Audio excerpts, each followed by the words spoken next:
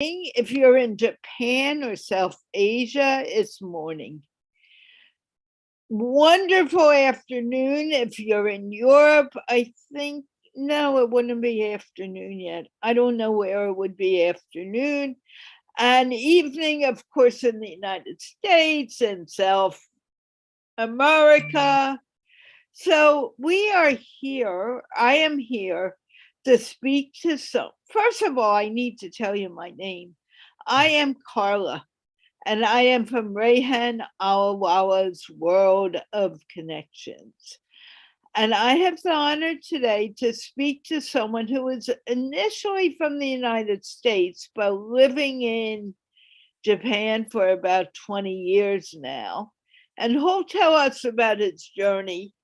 His name is Eric Hawkinson, and we're going to learn about him and why did he move to Japan.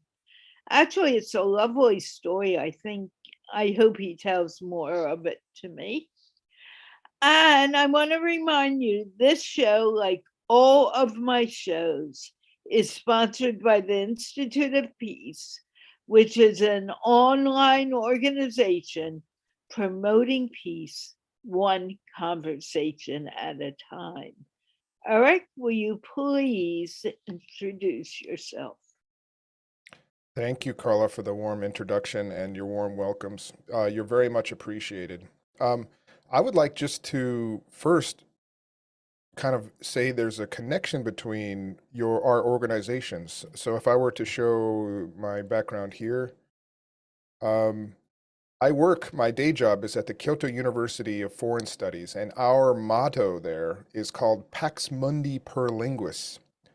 And that's Greek for, oh, sorry, Latin for world peace through languages. And so the mission of our university and our research wing of that university, where I conduct research, is to further the understanding of cultures and peoples around the world through the study of language, through the understanding each other. So there's a parallel, I think, in the missions of what the organization you just mentioned and our conversations before, and the organization values and mission of where my day job is. So that's a great first kind of connection that we might have, Carla. Yeah, that's rather cool. Hmm.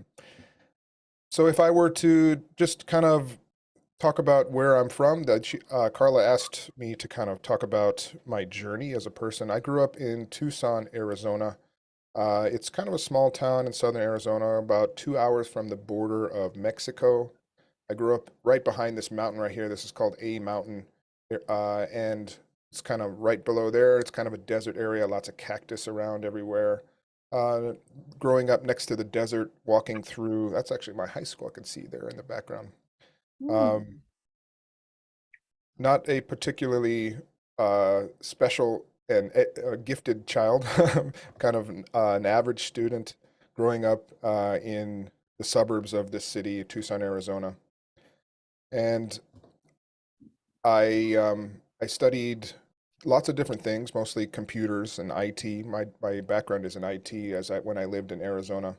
But everybody studies Spanish, of course. Spanish is everywhere. There's a great, vibrant Mexican community and culture mixed in with Tucson, Arizona. For example, we had live mariachi at my high school, which is wonderful. I really enjoy it. But I wanted to do something different. I wanted to differentiate myself. So I studied Japanese, which I enjoyed. And then that kind of started my journey as a kind of a rabbit hole, I guess, into Japanese culture and history, et cetera, et cetera.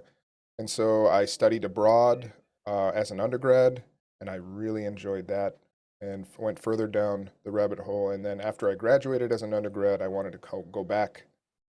And then I started teaching. And so my background in IT, I worked for Microsoft and had my own little small company for a while. And then when I came to Japan, I became a teacher.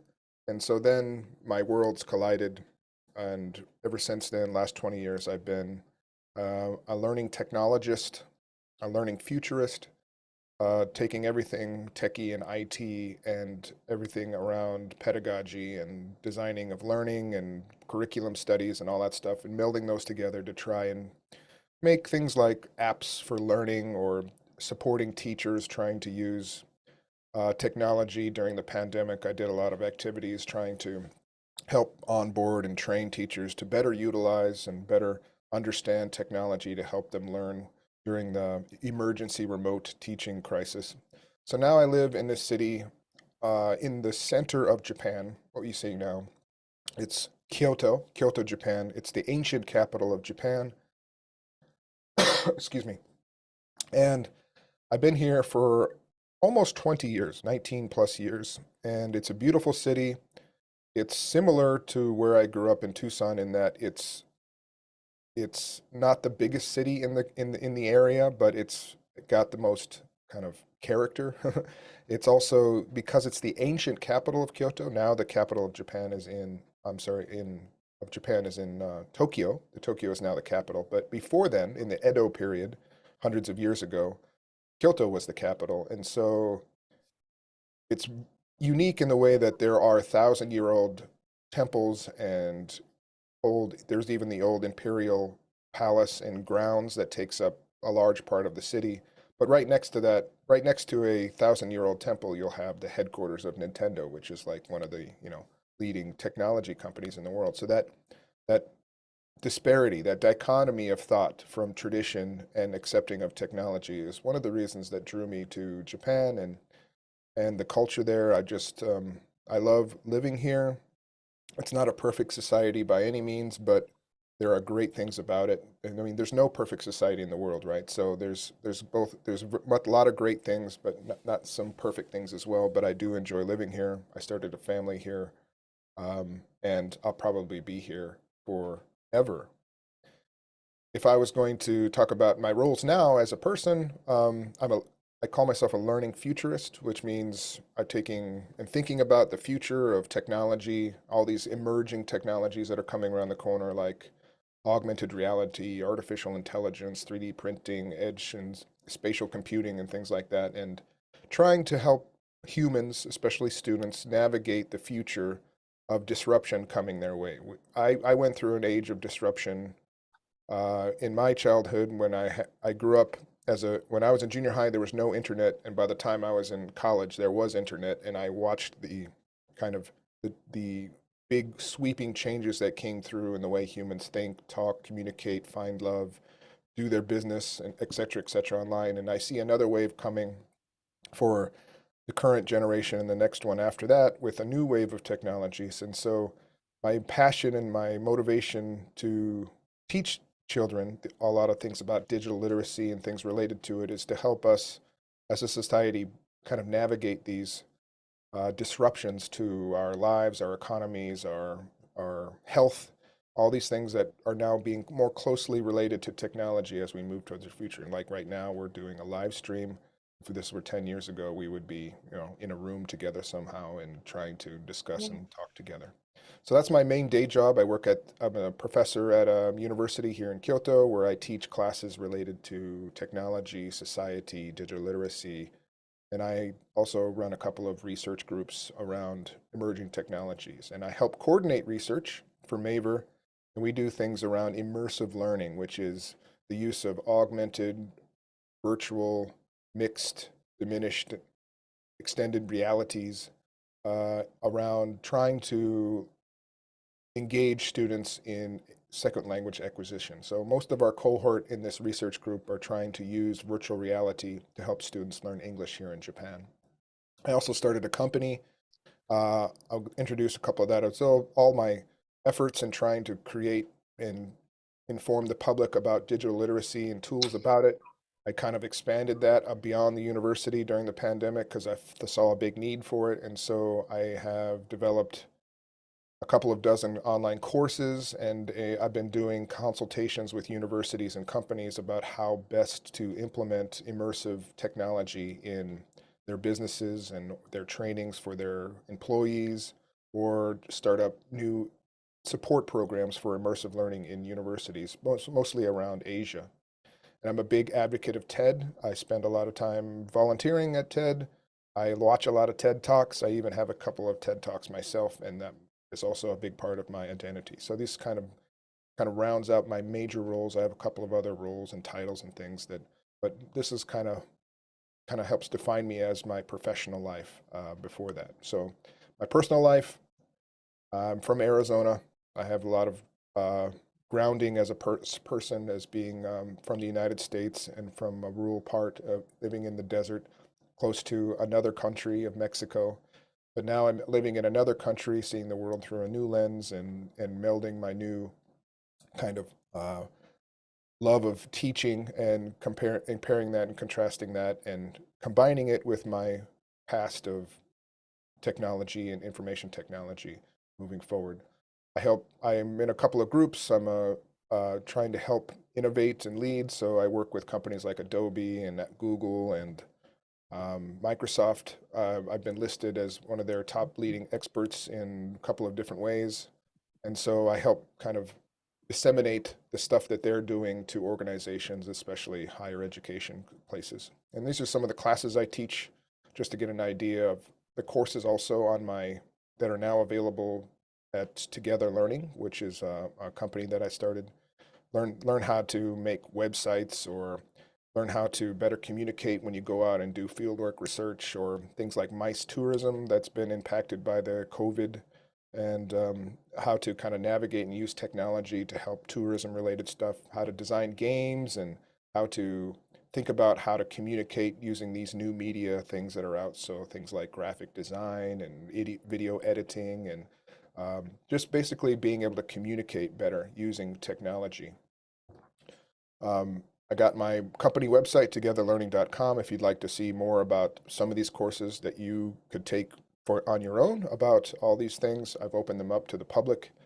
And I also have a bunch of initiatives, one of which is close and dear to my heart, called the My Hometown Project, where I'm teaching people how to create virtual tours of their hometowns so we can experience life in a different culture and see the world through somebody else's eyes. And so we have a whole database of VR tours where you hop in, and then instead of traveling to Kyoto in real life and going to the famous temple, you'll hop into VR and go to a park in Kyoto and sit on a bench and listen to a story about somebody having their first kiss, or go to some market in Kuala Lumpur in Malaysia and listen to how they grew up with parents that ran one of the stands there, and what it was like, the smells and things like that. So it's like a new type of experience, a new type of travel, a new type of ways for us to kind of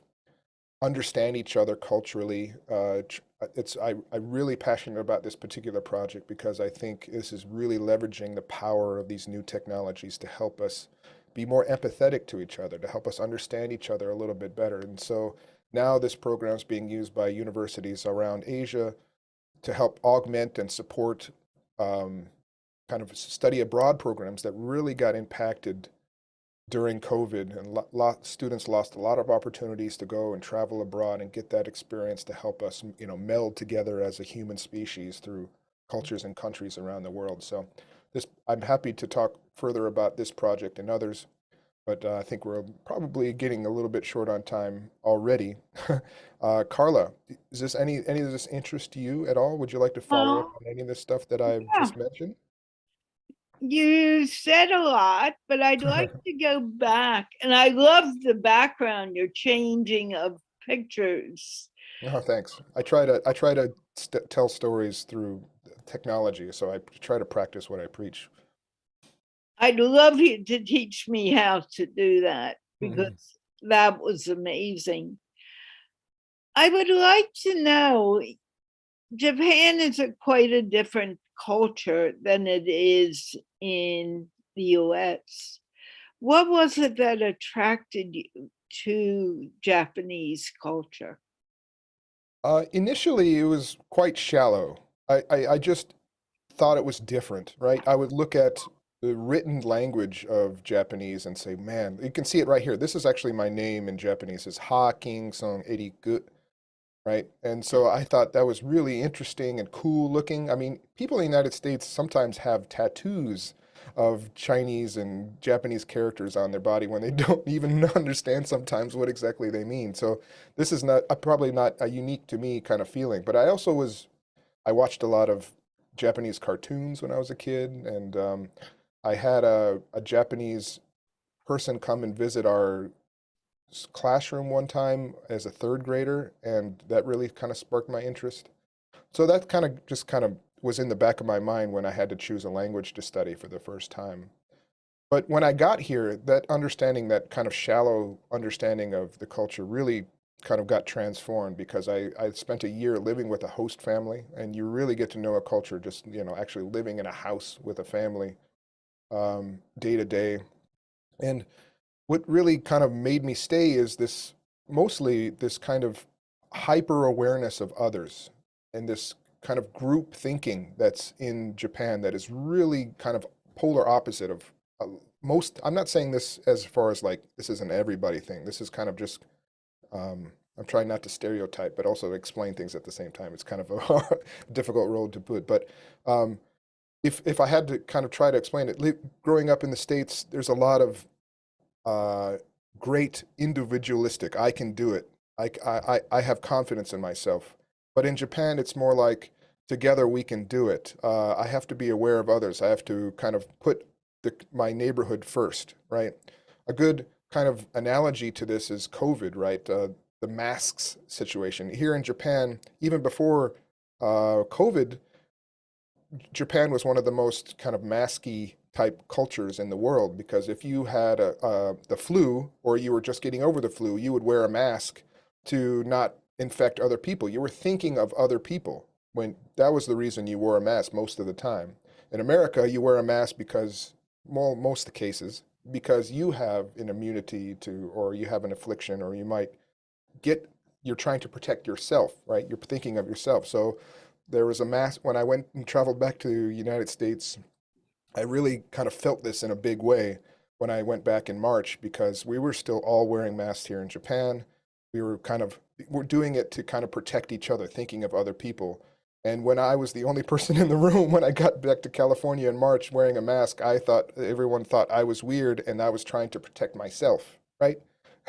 I got that comment a few times like you're okay, you're not going to get COVID. I'm like, well, I'm not really wasn't really thinking about myself. I mean, I was, and also I'm coming from a culture that wore it every day, and now I feel kind of naked without it. There's a little bit of that happening too, I'm sure. But this kind of idea of group thinking now in every situation, that's not perfect, right? We do want those individual thinkers, right? You do want those self-confident people to help run society, to help lead us, to help on many situations. But I just got drawn to this kind of group thinking, this kind of awareness of others, and because of it, I think I grew as a person, trying to and kind of being able to learn from other people, being surrounded by this kind of blanket of this kind of thinking.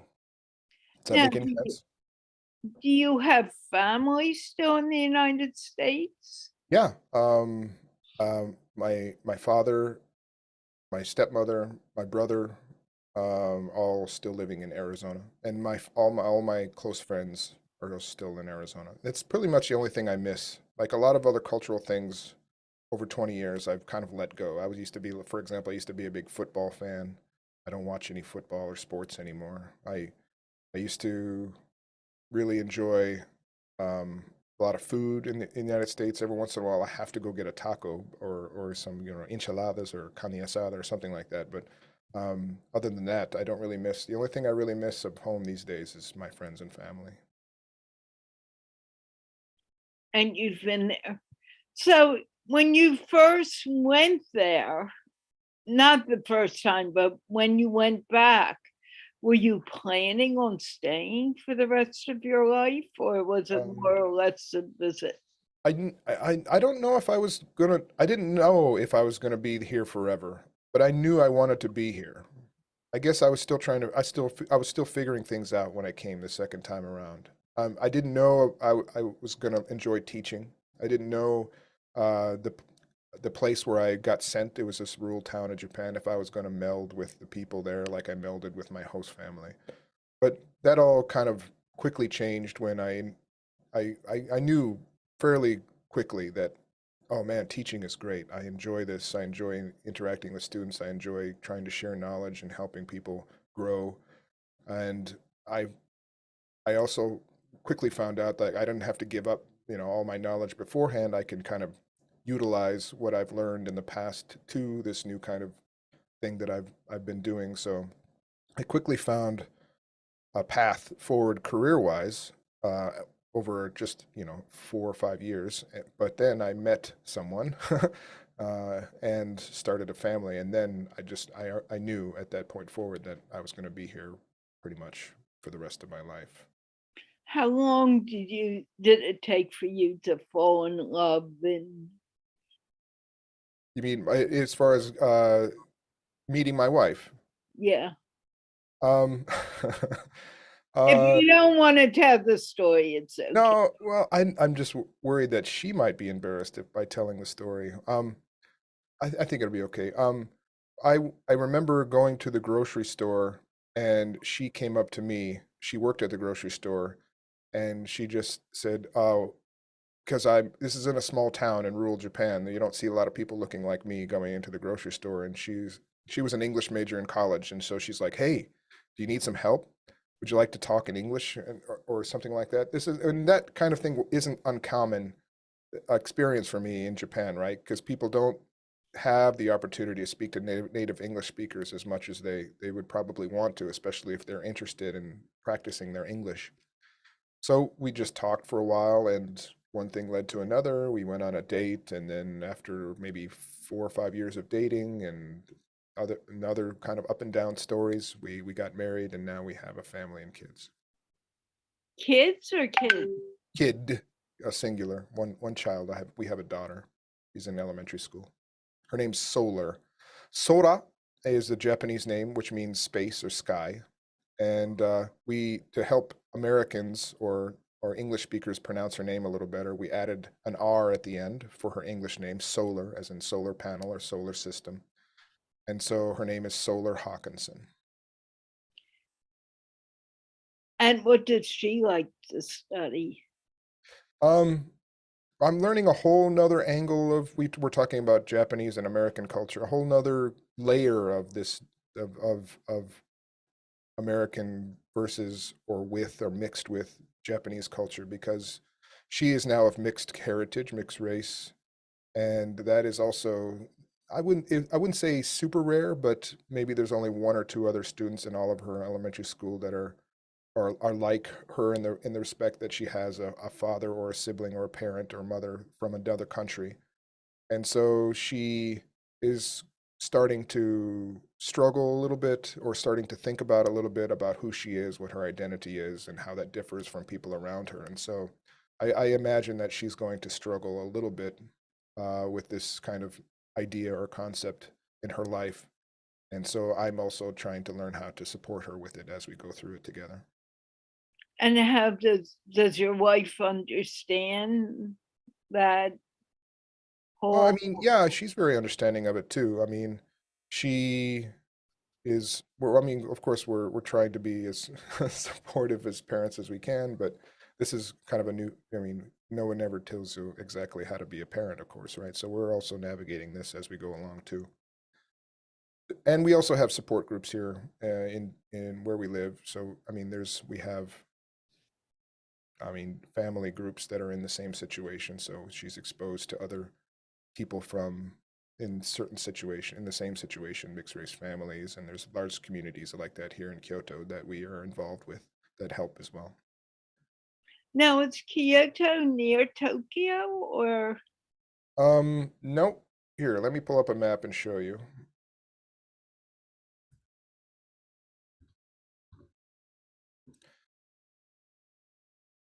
You'll see a lot of. So here's Japan here.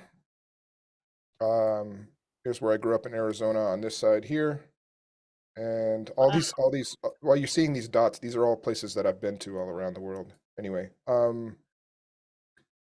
Tokyo is up here, the capital. This huge swath of land here is all city, one of the biggest metropolises, biggest cities in the world. I think it's the third biggest right now. And Kyoto is down here in this area. This area here is called Kansai area, which houses some of the kind of sub bigger cities in Japan, which includes Kobe, which you may have heard of, Osaka, which is a huge city, and Kyoto is up here. So all these three cities known as a tribe. And I grew up. When I second time I came to Japan, I lived in a small city up towards the Sea of Japan on the coast, just off the coast of South Korea. And it was a beautiful place. And actually, it's famous for this place called Amanohashi Date. Maybe I could show you a picture of it here. Yeah, it's a beautiful sandbar.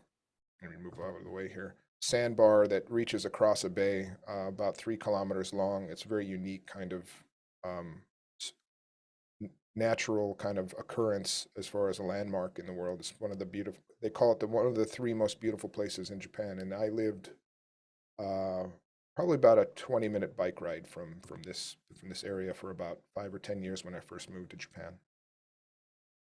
Wow. Do you ride bikes more in Japan than you do drive cars or? Public transportation here is great. So especially in inner cities, you don't need a car to survive as much. Especially that's a big comparison to Tucson, Arizona. We didn't have any trains. We didn't even have I think they have light rail now, but you can get around pretty easy without a car. Although living in the countryside where I did it, you need a car a little bit more because things are a little more spread out. But the public transportation is always on time. It's always clean. It's always safe. It's pretty cheap. And so it's one of the great things about living in Japan is that it's compared to a lot of places, it's very safe, it's very clean, it's not so expensive. Some things are very expensive, but some things are okay. And there's a lot of um, infrastructure that's built up. It goes along with that group thinking, I think, that I told you a little bit about before. Now, because of that group thinking, I have seen videos where people have spoken about Japan being very safe and free of crime. Is that true? Um, Relatively speaking, yes. I mean, there are situations here and my house got broken into once living in Japan, and we got some money stolen right out of our house. So it's not like there's no crime here. There's crime everywhere, but just just the example of how different it is for me as my experience growing up. I grew up in Tucson, Arizona, where there's a big gun culture. Like the gun culture in Arizona is like almost like, Yeah. the old West kind of thing. And we had gangs in my high school, and I saw people flash guns, and I saw gunfights growing up.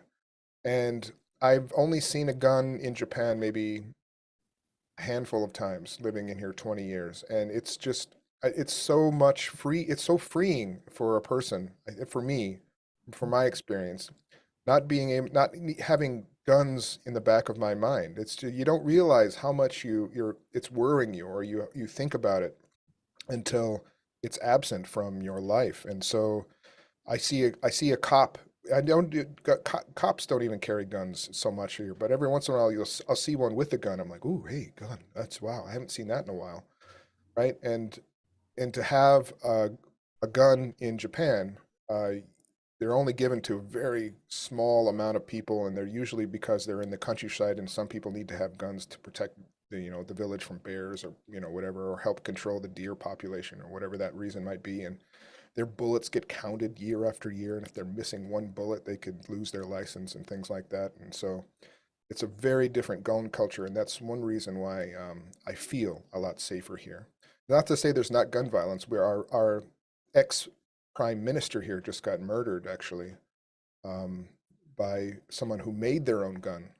This is another thing about gun culture, right? You can't buy a gun, so this person actually had to go and make their own gun to commit this heinous crime of killing Shinzo Abe, he was the prime minister for many years in Japan. This happened late last year.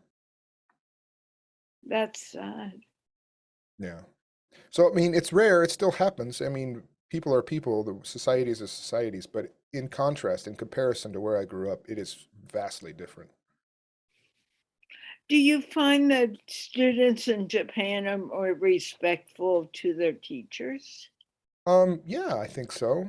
Um, they are mindful to what everybody else is doing. So there's a big push, I think, to I see this in my daughter's situation too, because maybe she's being a little bit rebellious, or maybe she's trying to do things the way she wants to do it, but that's not the way teachers want you to behave in a classroom. Everybody is supposed to do things the same way. There's a famous saying in Japanese, um, "Dedo toge utareru," which means the nail that sticks out gets hammered down, which is often what I try to, these two phrases, I often try to tell people to kind of understand the difference between American and Japanese culture is there's the nail that sticks out get hammered down, which is a very famous saying in Japanese, but the squeaky wheel gets the grease is a very famous, proverb in English, right? They're contrastly very different. Like you got to scream, you got to speak out, you got to be known to get things done kind of phrase. That's like kind of the meaning behind it. But and the other side of things, you want to blend in. You don't want to stick out too much because then everyone else is going to notice that you're sticking out, and therefore you're going to get hammered down, kind of thing. So it's that kind of the meanings behind those two kind of famous phrases from either language is kind of, I think, a little bit telling about this kind of group thinking that I was trying to explain earlier. How fascinating. Hmm. We have come, you've been speaking very well for over 30 minutes. And I'm wondering, what do you want to leave our audience with? Um, I usually, I mean, I don't have, I don't consider myself like a motivational speaker. I don't have any heartfelt things to share, I suppose. But I will maybe share why I started a business, because this is kind of going at the idea of why I like teaching and why I do what I do and why I'm passionate about the activities that I'm doing. I started this company. It's called Together Learning, and here in Japan, especially in the pandemic, there's been starting a shift in the way educators think, right? If you're an educator, you're an authority usually of a topic, right? You know something more than your students usually. But that's starting to change because of technology, because of things like Google. We can learn whatever we want, whenever we want. And so there's this, hopefully, a shift because of technology, the disruptions of technology. We're starting to learn more together, and your teacher is becoming less of a authority because there's authorities on the particular subject that you want to learn everywhere and you can look them up, but you're starting to learn more together. And so how I design my courses, how I design the classes I teach, and how now that I'm designing these communities that I'm building around trying to learn did things like digital literacy, I design them in a way so we can learn from each other because we all have more things to teach us than just a teacher like myself. And I think this kind of idea and concept is going to be super important as we move towards the future and all these disruptions that are happening, like climate change and disruptions in our economies and all these kind of things that are happening in artificial intelligence and disrupting our way of life and what we do for our jobs, et cetera, et cetera. So if we can learn to learn from each other together, kind of like a reciprocal type activity a little bit more, I think we might be better off as a human species. And so I want to encourage everyone, don't not just not about coming to together learning to learn more, but just that concept I want to impress on your listeners and everybody to try to reach out and learn from somebody as well as teach somebody. We're going to learn together a little bit more. And I think reaching out, especially across borders, like I'm trying to do with Carla and her friends in Pakistan, to learn from each other, learn together, I think is something that is going to be a concept. If we do a little bit more of, we'll be a little bit better off as a species. I hope. And I agree with you wholeheartedly on that. I really want to thank you for taking the time to speak with me tonight. Thank you, Carla. And I want to thank those who watched or those who may watch on the replay, because this was quite a fascinating conversation. And thank the Institute of Peace for sticking with us and believing that by one conversation at a time, we can begin to understand each other and bring peace to the world. Can we wave goodbye? Of course we can. We're waving goodbye, and I'll see you later. Thank you again so much, Eric. Thank you, Carla. And